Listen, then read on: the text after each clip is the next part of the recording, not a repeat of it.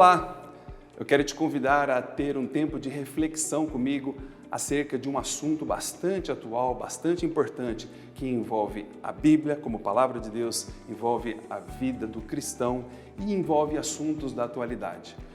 Nós vamos tratar então hoje desse tema importante, o cristão e os desafios éticos da atualidade. Mas que assunto é esse, né? Que assunto moderno é esse? Que temas são esses que nós vamos tratar e vamos ter um tempo aqui de reflexão? Para começar, eu quero falar de uma notícia que saiu esta semana que realmente incomodou o meio evangélico nacional. Um pastor de uma igreja batista, um pastor bastante conhecido por suas posições polêmicas muitas vezes, ele disse o seguinte num culto no dia 25, o último agora, de outubro, em razão da comemoração do aniversário de 503 anos da Reforma Protestante. Disse ele, a Bíblia precisa ser atualizada para incorporar, para permitir essas novas formas de relacionamento, como homossexualidade, como o casamento de pessoas do mesmo sexo, ou os diversos tipos de diversidade, esses temas que nós temos acompanhado no dia a dia da internet, principalmente na televisão e nos bate-papos. E aí, então, isso vem me chamando a atenção já de um longo tempo. A escolha desse tema não foi em razão dessa pregação mesmo, porque essa palavra, esse estudo meu já estava feito.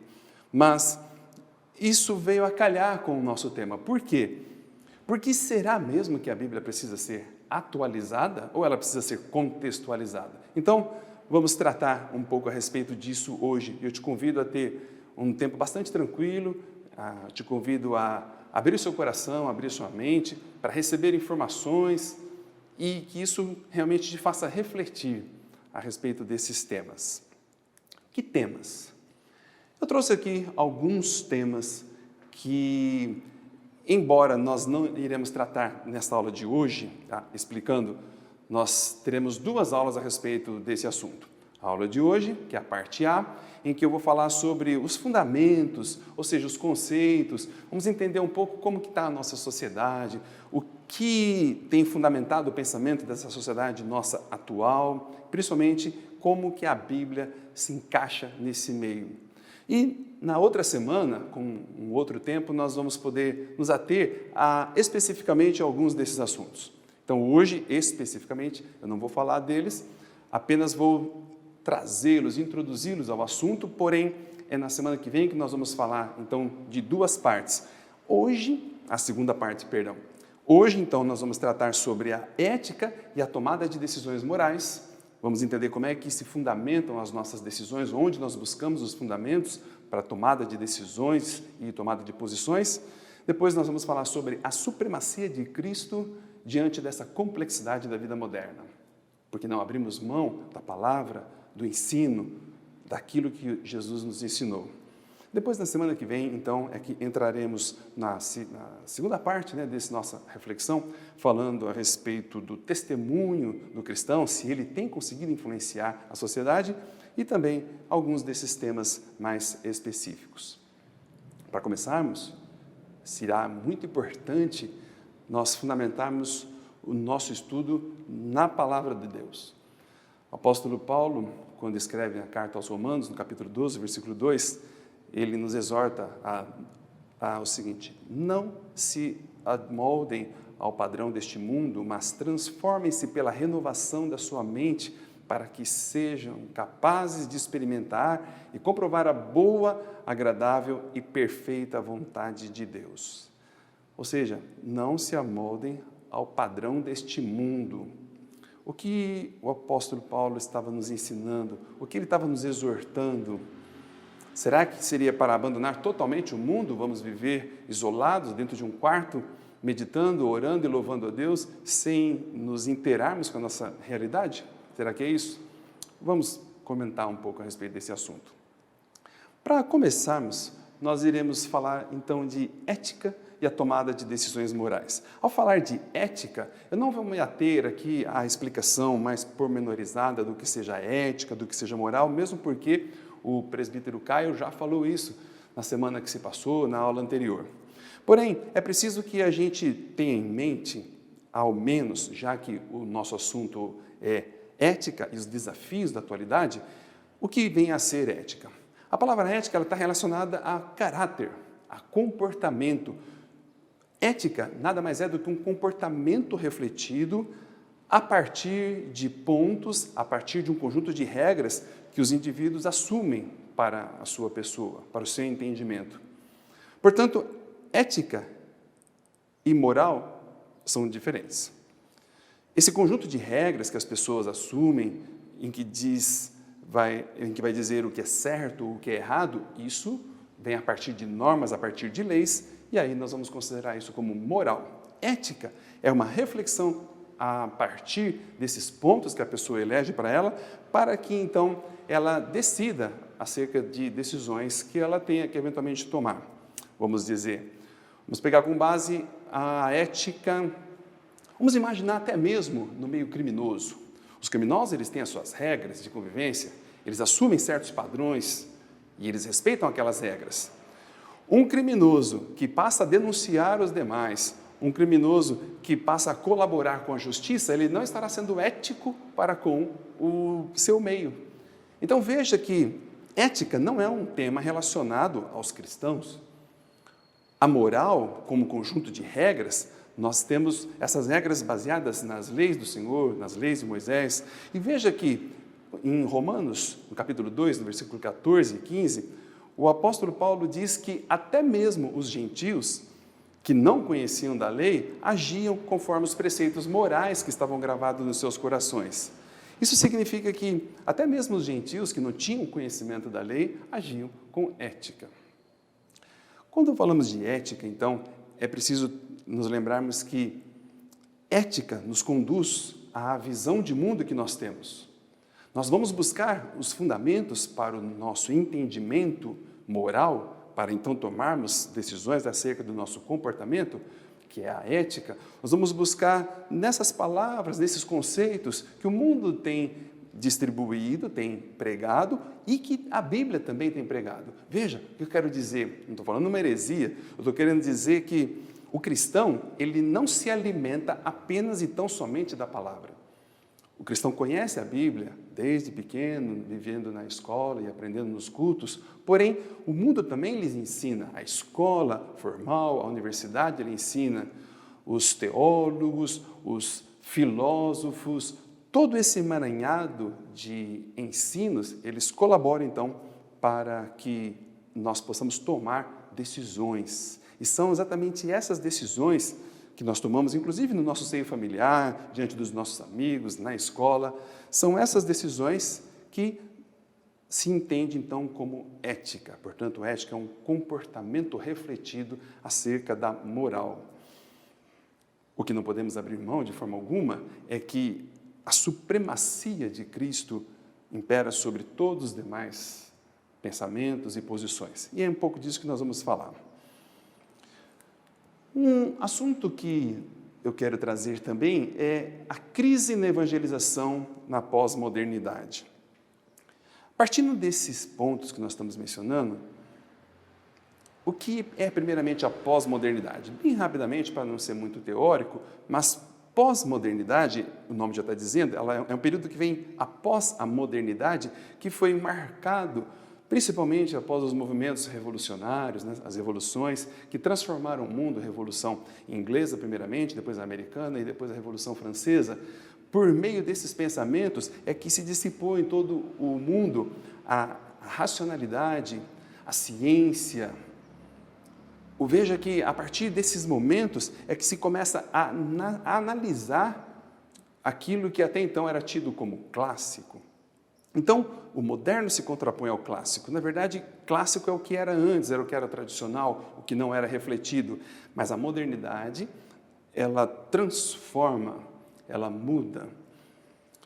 A partir da modernidade, então, é que vários conceitos vão se transformando e se desenvolve a ciência, se desenvolve a tecnologia, e é esse período que nós poderemos chamar de pós-modernidade. Então, há uma diferença, sim, entre modernidade e pós-modernidade. Modernidade em primeiro e logo depois ela é alavancada com a ciência e com a tecnologia. É o momento que nós vivemos hoje, esse momento da internet, o momento em que a ciência domina. Estamos agora em plena pandemia e o que seriam os estudos acerca da saúde da população se não fosse a ciência, a tecnologia. Será que esse é um momento adequado, então, para refletirmos a respeito desses temas, desse assunto? O cristão encontra ambiente para falar de Cristo numa sociedade tão transformada? O escritor John Piper, ele escreve a seguinte frase numa obra sua: talvez jamais tenha havido melhor época para ver e proclamar a supremacia de Cristo, particularmente na área da verdade.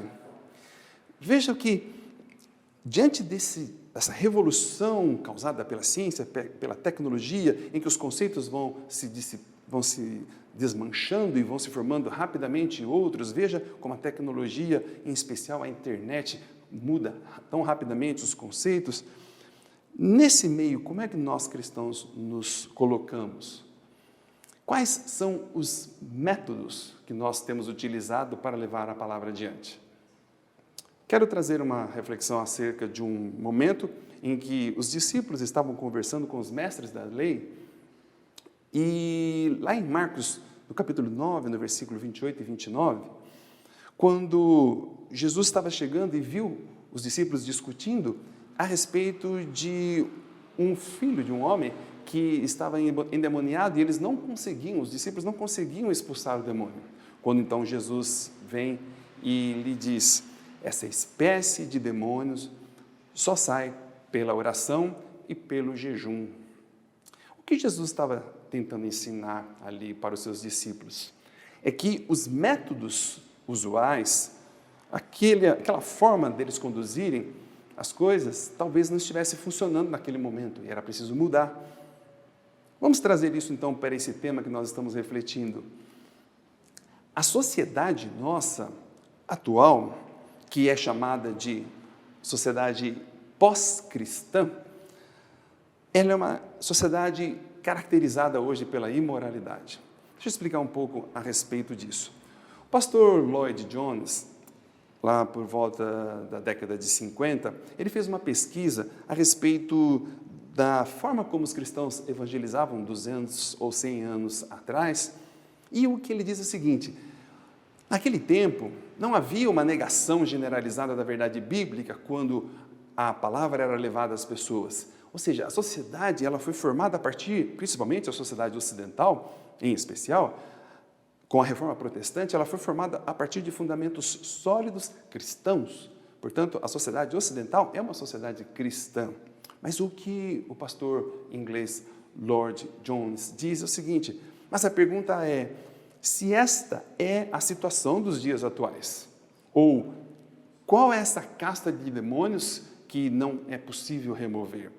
Nós podemos nos lembrar dos vários tipos de influências que a mídia, que a televisão, que os pensamentos têm exercido sobre, inclusive, a igreja, e por que muitas vezes nós não conseguimos atingir esses ambientes. Veja uma frase de Lloyd Jones, que é reproduzida numa obra. O tipo de problema que enfrentamos hoje é muito mais profundo e desesperador. A fé em Deus praticamente desapareceu, já não é mais meramente uma questão de imoralidade. A sociedade se tornou amoral ou não moral. Veja, irmãos, que nós estamos vivendo um tempo diferente. Não adianta mais termos aquele mesmo tipo de raciocínio, tal como Martim Lutero ou outros pensadores e outros teólogos tiveram no passado. É preciso contextualizarmos, é preciso trazermos a reflexão da palavra aos nossos dias atuais. Era o que Jesus fazia. Jesus era extremamente eficiente para os dias dele. As pessoas estavam doentes e Jesus curava. Jesus ressuscitava os mortos. Havia um problema político com o Império Romano e Jesus se posicionava ali sem criar problemas com o Império Romano, mas ele se posicionava acerca desses assuntos. Nós também temos que nos posicionar. O problema da modernidade é que ela rejeita verdades absolutas. Isso é muito característico desse pensamento moderno, que é não aceitar aquilo que é comum, aquilo que é normal, que é preciso, então, mudanças.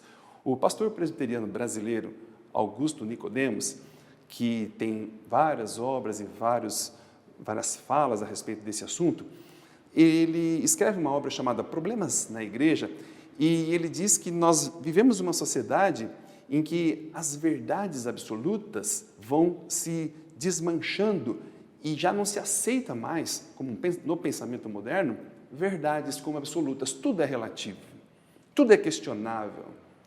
E ele nos chama a atenção dizendo que o perigo disso é que, aos poucos, esses pensamentos vão mudando a nossa mente, eles vão sendo aceitos. E aí eu te chamo a atenção àqueles primeiros assuntos, né, que eu mencionei no início, como aborto, como diversidade, como homossexualidade e outros tantos. Vejam que, se no momento atual a igreja se posicionava contrário a esse tipo de posições de palavra, hoje já talvez nem tanto. Eu não me refiro exatamente dentro da igreja, como nós estamos fazendo aqui agora, num momento e um ambiente específico para o ensino, mas e quando saímos dos nossos cultos e nos dirigimos à nossa casa, ou como quando vamos aos shoppings, como quando vamos fazer compras, nós temos nos defrontado com essas situações. E qual é o posicionamento que o cristão deve adotar? Quando falamos desse tipo de aceitação que aos poucos vai dominando o pensamento, inclusive da igreja, isso coloca a igreja muitas vezes numa situação de conforto em que ela prefere não defrontar-se com essas situações. Esse é um tema específico que eu vou falar na semana que vem, mas já trazendo um pouquinho, uma pitadinha do que nós vamos mencionar na semana que vem. Onde estava a igreja quando, nos Estados Unidos, o problema do racismo era tão acirrado, ainda continua, temos acompanhado alguns movimentos racistas, nós não temos visto, de uma maneira muito evidente, a igreja se posicionando, a igreja norte-americana, né, em especial. Ou então, quando num passado, as mulheres eram violentadas ou violadas nos seus direitos em relação aos maridos, os homens, né, em seus comportamentos para com suas esposas, muitas vezes desrespeitando a mulher, a esposa, como um ser humano, e aí pensa-se até mesmo os tribunais no Brasil, inclusive no estado de São Paulo, mas em todos os estados, lá mais no passado, eu quero deixar bem claro, você vai encontrar julgados e jurisprudências e decisões dos tribunais dizendo que o homem tinha o direito de manter sexo forçado com sua esposa, porque era o dever dela de coabitação. Veja, onde estava a igreja, então, diante desses problemas da sociedade? Nós precisamos ter uma visão de mundo que seja pós-moderna. O que eu estou propondo aqui, com base nessas pesquisas e estudos que eu tenho desenvolvido, é que não bastam meras especulações abstratas com conteúdos da Bíblia que parecem ser aplicados apenas e tão somente a fatos do passado.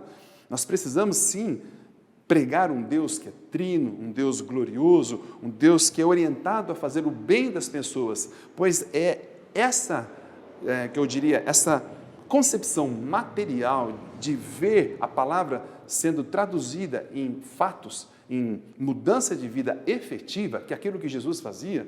Jesus era efetivo na sua sociedade, ele não apenas pregava o reino de Deus, mas ele transformava a vida daquelas pessoas.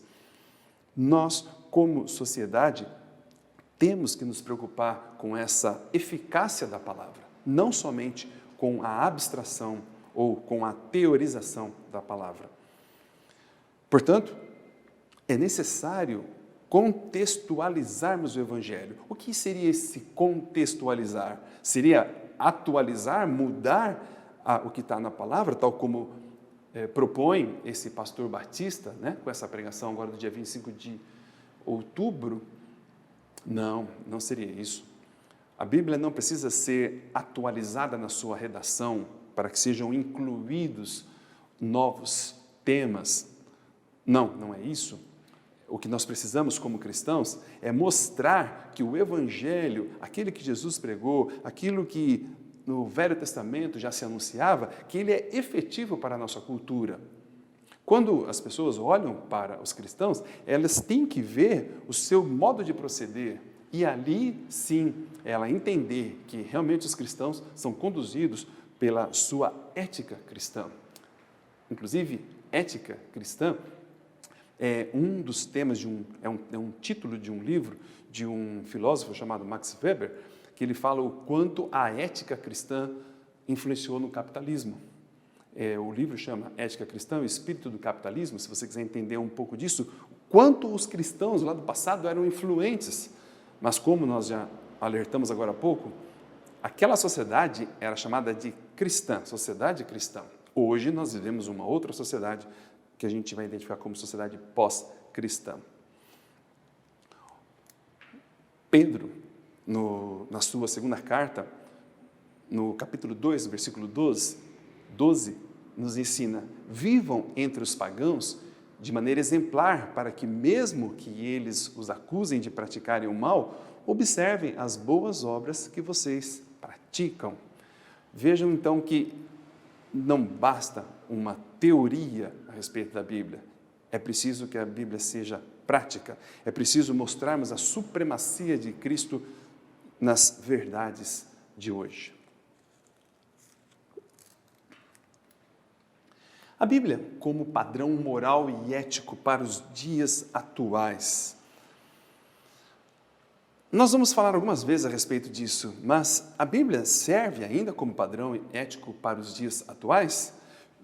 Se nós formos refletir nessas duas mensagens da palavra, no livro de Salmos, a tua palavra é lâmpada para os meus pés e luz para o meu caminho, ou então que toda a Escritura é inspirada por Deus e útil para o ensino, para a repreensão, para a correção e para a instrução na justiça, para que o homem de Deus seja apto e plenamente preparado para a boa obra. Vejam que esses são os padrões éticos, os padrões morais que nós devemos adotar.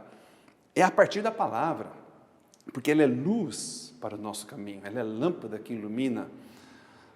A palavra é inspirada por Deus e é útil para a repreensão e para o ensino. Portanto, toda a reflexão nossa, e essa hoje aqui em especial, ela vem a partir da palavra. Veja que talvez o problema ou a questão não seja de regras, e sim de princípios. Isso significa dizer que talvez a gente não vai encontrar mesmo regras específicas na palavra, na Bíblia, no Velho Testamento, no Novo Testamento, acerca dos problemas atuais. Você não vai encontrar ali o termo internet, você não vai encontrar ali diversidade, você não vai encontrar ali a mudança genética, o uso de células-tronco, a questão do aborto, do suicídio de crianças. Essas regras que são, vamos chamar mais rasas, normas mais baixas de cumprimento, você não vai encontrar. Porém, essas regras elas são fundamentadas por princípios, e são esses princípios da ética e da moral cristã que estão na Bíblia e dele nós devemos nos fazer útil.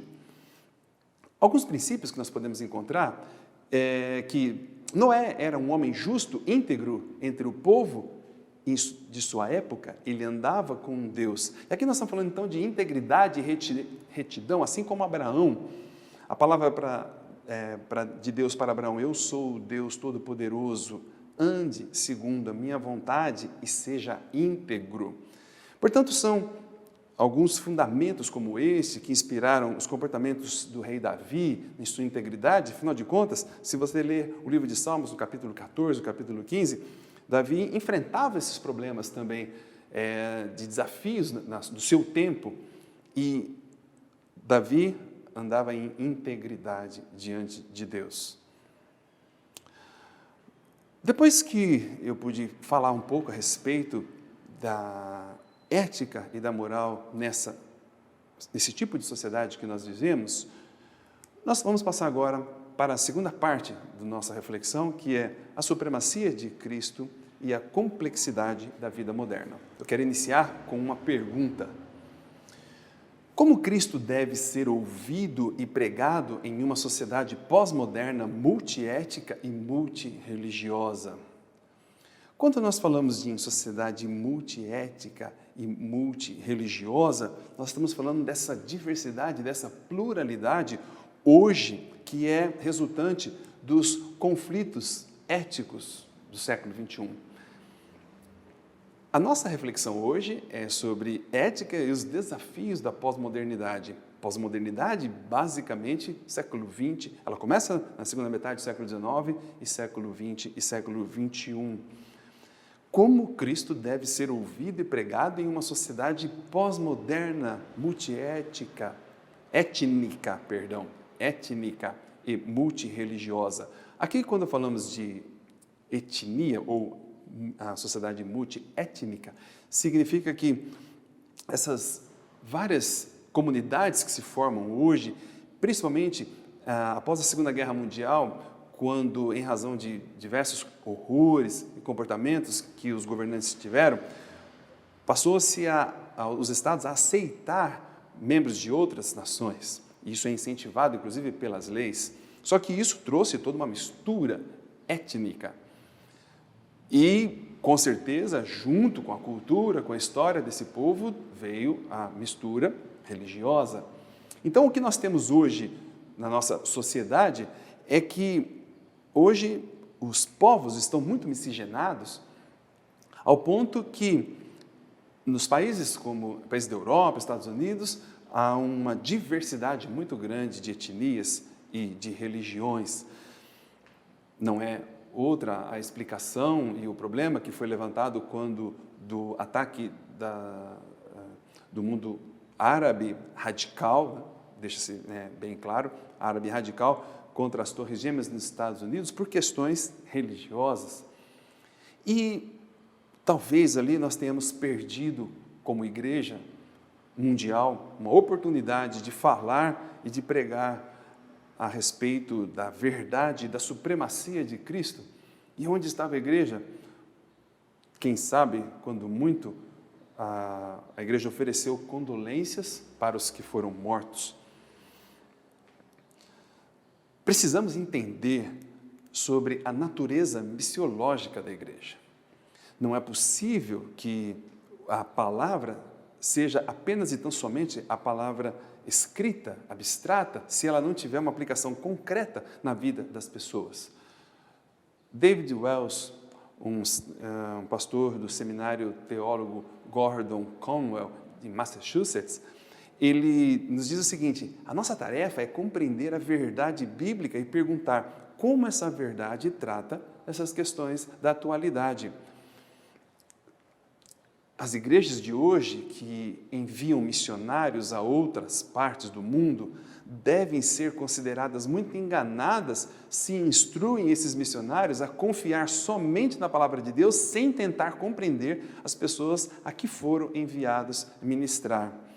O que diz essa palavra aqui? Aqui não está dizendo que não é para confiar na palavra de Deus. Aqui está dizendo, essa frase desse teólogo, é que é preciso utilizar a palavra, mas é preciso entender a realidade para onde essas pessoas estão sendo levadas, os missionários estão sendo levados, porque a palavra vai atingir ouvidos e realidades diferentes de onde ele está. Não importa se a missão é regional, local, regional ou até mesmo transcultural. As realidades são diferentes, as mudanças de vida são diferentes. É preciso considerar tudo isso.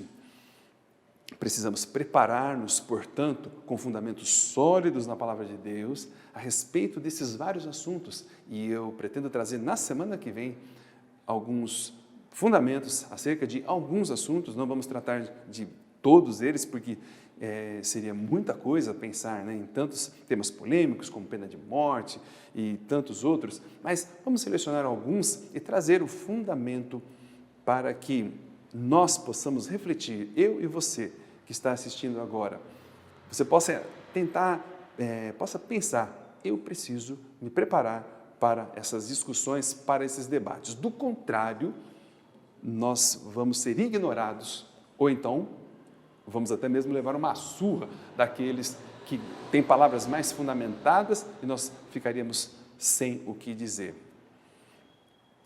Outra pergunta que eu quero lançar A Bíblia serve ainda como padrão moral adequado para as questões éticas da atualidade?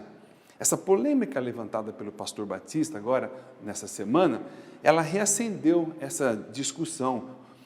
Houve muita manifestação contrária, naturalmente, a esse posicionamento, mas algumas perguntas precisam ser respondidas. Nós temos que refletir.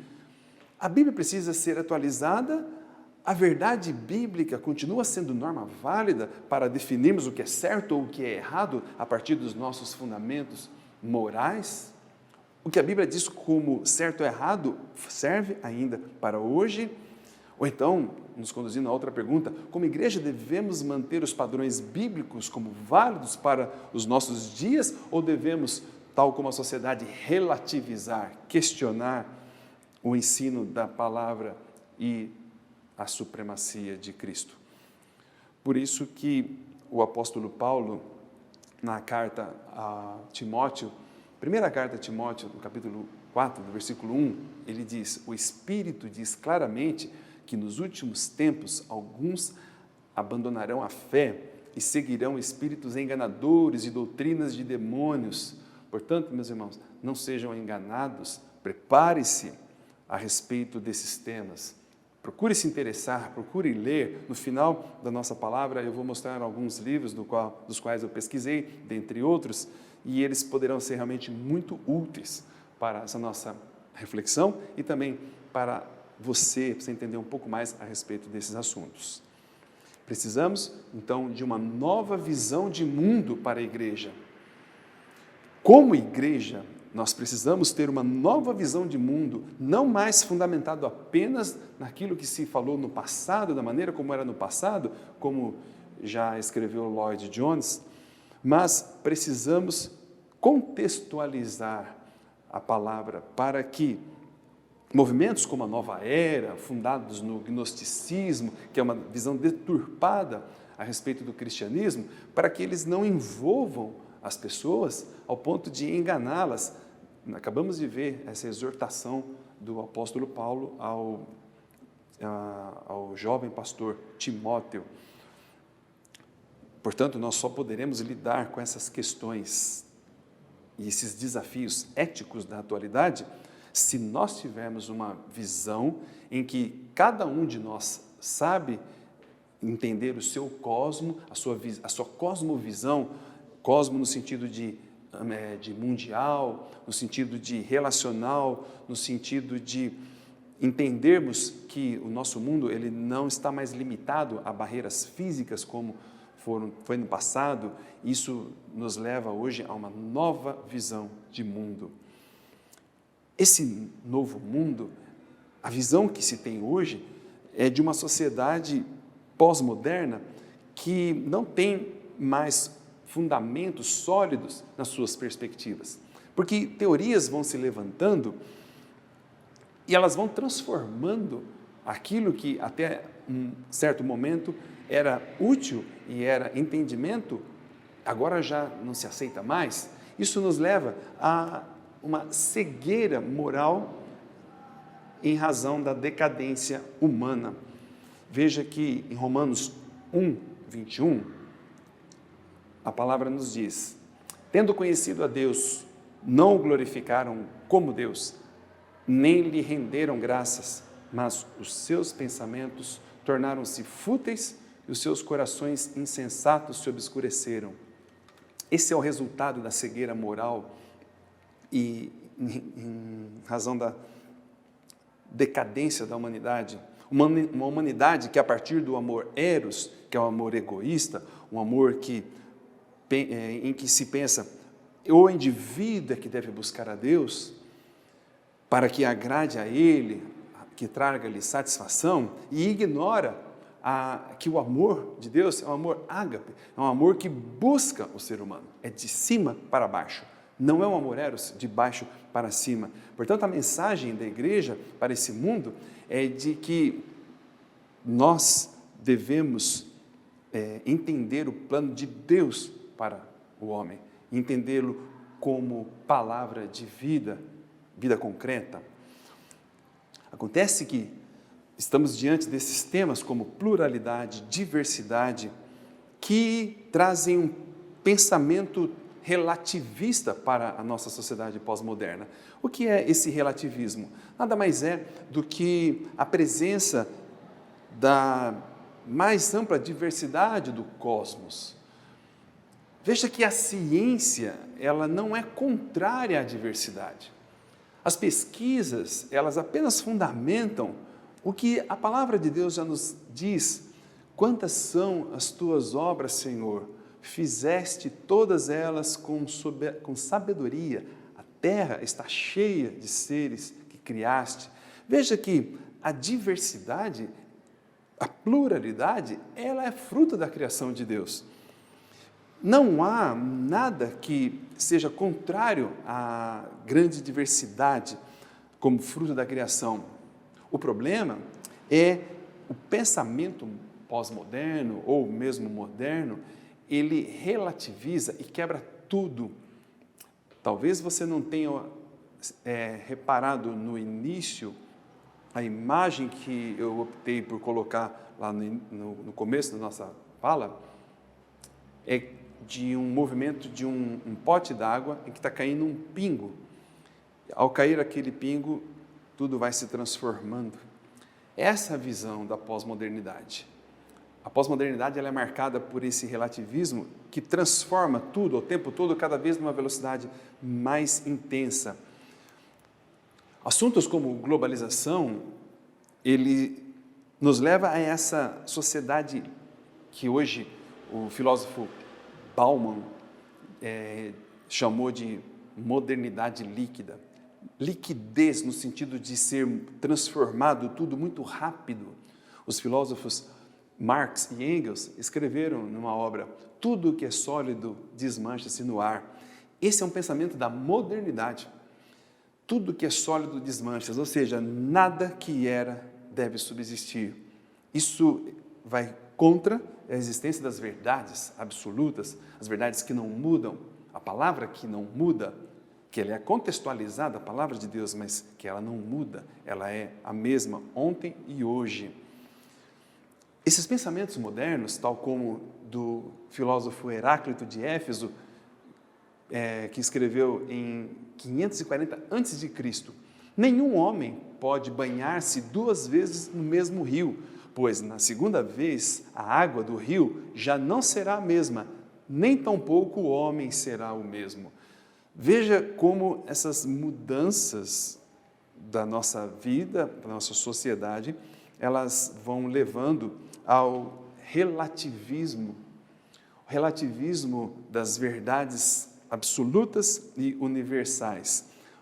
O que esse relativismo, ou seja, tudo é relativo, tudo é questionável. Exemplo, identidade sexual. Houve um projeto há um tempo atrás que não vingou, ao menos ainda, no Congresso Nacional, mas um projeto para que se retirasse dos documentos das pessoas o nome, a condição de pai ou filho de, o filho de, na verdade, desculpa, a filiação, né, ser filho de homem, né, ou a mãe, porque ali teria o nome do pai e o nome da mãe. Mas, diante dessas mudanças que nós temos vivido hoje na sociedade, até isso hoje é relativizado. O sexo hoje, nós temos ouvido que o sexo é uma opção da pessoa. Ela nasce de uma forma, mas depois ela escolhe ser de outra. São esses temas, esse é apenas um deles, e tantos outros, que procuram colocar lado a lado e em pé de igualdade essas concepções que na modernidade elas são contraditórias, porque tenta-se pregar por meio do pensamento de alguns que entendem assim, como se o pensamento dele fosse o pensamento correto, e a partir desses pensamentos, então, outros vão aceitando pura e simplesmente, e a partir daí, dessa aceitação, vai se difundindo, como o pastor Augusto Nicodemos disse, isso vai mudando, vai contaminando, vai desmanchando e matando os anticorpos que nós temos, e aos poucos isso vai se transformando em algo aceitável. Temos que ficar atento a isso. E para finalizar essa primeira parte da nossa reflexão, as mudanças que ocorrem no mundo, elas são uma ameaça à fé cristã. É preciso que, como cristãos, nós estejamos atentos a tudo que está acontecendo lá fora. Dentro dos ambientes da igreja, nós temos uma realidade. Porém, lá fora, há uma outra sociedade que se transforma o tempo todo.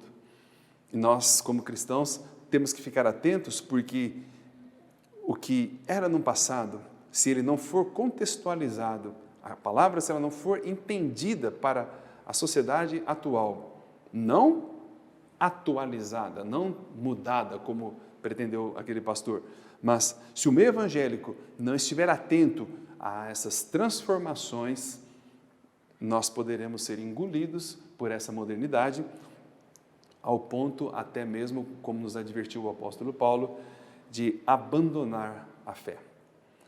Eu quero agradecer esse primeiro tempo que você esteve conosco, com paciência, e se você quiser agora aguardar a próxima aula da outra semana, nós vamos continuar esses temas. Vamos falar das estratégias que, como igreja, nós devemos adotar e, em especial, se a igreja está conseguindo ser influente.